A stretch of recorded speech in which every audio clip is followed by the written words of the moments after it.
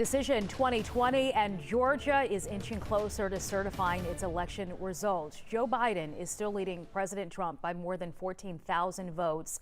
And today, Georgia's first audit of a statewide election begins. All of this coming amid growing calls to recount every ballot by hand. We're talking about 5 million ballots.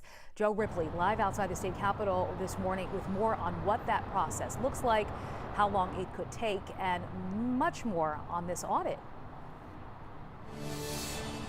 Yeah, good morning, Sheba. It's foggy here in Atlanta, but we're hoping to get a clearer picture of possible voting discrepancies, those irregularities that has been tossed around, that phrase. We should get a clearer picture of that because of a statewide audit set to begin today. Secretary of State Brad Raffensperger is going to oversee that. It will affect all 159 Georgia counties. So basically there's a selection, a random selection of those ballots, typically for more of the local races, to check and compare those ballots to see if there are any irregularities or not. Then you have that recount after the Secretary of State certifies results by next Friday. We're talking about nearly 5 million ballots to be recounted in the presidential race in Georgia. Whether it's by hand or not, Secretary of State will have to decide that. And usually the state system of ballot recounts relies on electronic scanners, which scan absentee ballots, and those paper ballots produced by the new voting machines here in Georgia. But President Trump's team, led by Congressman Doug Collins, now asking for a hand recount, among other requests. Secretary of State Brad Raffensperger says it is doable. Both Collins and Raffensperger say they both found isolated instances of potential voter fraud. Collins saying he wants every vote counted and a process everyone can trust.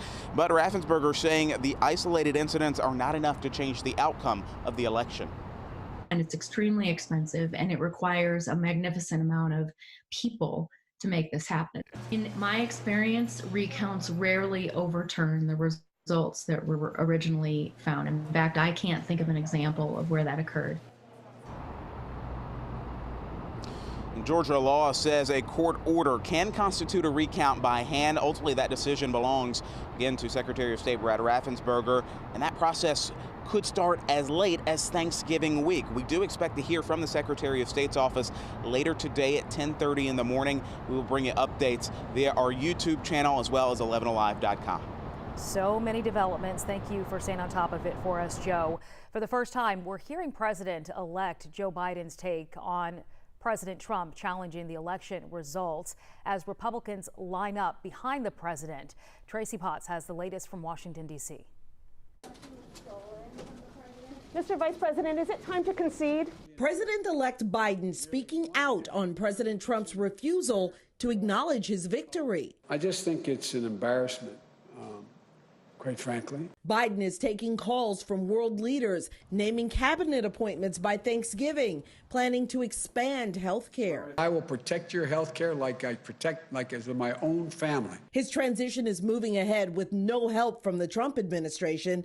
Biden is not getting the classified presidential briefing, and the Secretary of State insists there will be no turnover. There will be a smooth transition to a second Trump administration. Republicans backing President Trump, arguing the transition is premature. We will allow the courts to do their work. We need to send Big Bird to some of these states to teach them how to count.